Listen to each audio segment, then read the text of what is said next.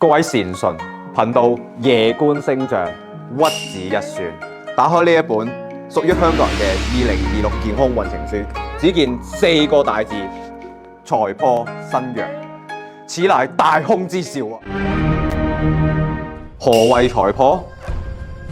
意指健康開支將成大患，而身弱意指體質根基不穩，慢性病劫數難逃啊！請聽頻道為你睇住3大劫數。第一劫，呢一個並唔係迷信，而係發生緊嘅現實。香港公共醫療系統面臨巨大嘅壓力，加價勢在必行。呢個代表緊啲乜嘢？病嘅成本將會越嚟越高，對於普羅大眾可能真係窮就冇得病㗎啦。小病慢慢地拖成變為大病，因為怕貴唔敢去睇醫生。係考驗緊你嘅銀包嘅厚度，正所謂荷包光硬化，但係更加考驗你健康嘅智慧。點樣喺病倒之前就會守住你嘅健康呢？第二劫，政府推出慢病共治計劃，本是美意，但此乃治已病之術，而非防未病之道啊！呢個引出咗2026年每個香港人都必須參透嘅天機。疾病管理同健康管理係兩套完全唔同嘅功夫啊！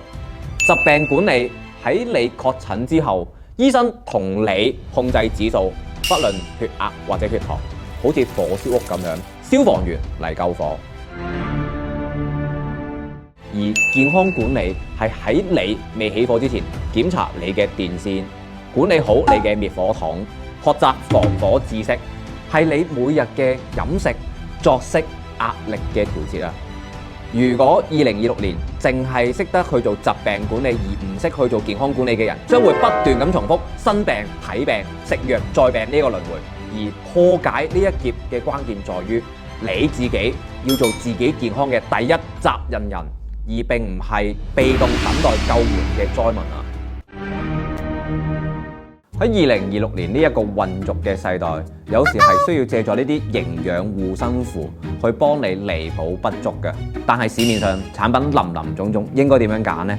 錦囊嘅心法就係先知己後寶物。第一個就係莫跟風，人哋啱食維他命 D 唔代表你啱食。要問翻自己，你係咪有長期疲勞嘅問題？腸胃唔好，壓力爆煲，而呢啲線索係直接幫你揾到適合你嘅營養品。第二個喺品質信譽，信譽好，有第三方認證成分純正嘅產品，絕對會幫到你。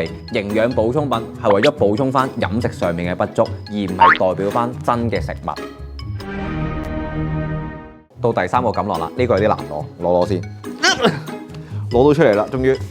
專業諮詢，長期陪伴，考慮我哋嘅諮詢服務，俾個機會你去了解自己嘅生活習慣、飲食同你嘅症狀嘅關係啊，你就會知道邊一款營養同埋點樣去調整你日常生活管理方式，去幫到你嘅狀態，更加容易落實治未病呢一個養生之道。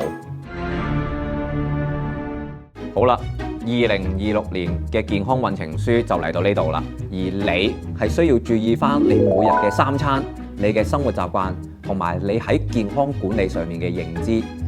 與其擔心公共醫療系統加價，不如今日開始投資自己嘅身體，成為自己健康嘅經理，呢一個先係破解一切空兆、逆天改運嘅最強法門。多謝大家收睇，記住 like 呢條片。你嘅健康你話事 ，subscribe 一齊學做自己嘅健康掌門人。最後撳埋隔離嘅鐘仔，我哋下次出片你就會收到通知，你就會有錦囊收到㗎啦。我哋下條片再見啦，拜拜。Hyper Health Store 而家已經上線啦，關心你嘅健康，記得快啲去我哋嘅網站選購你心水嘅產品啦。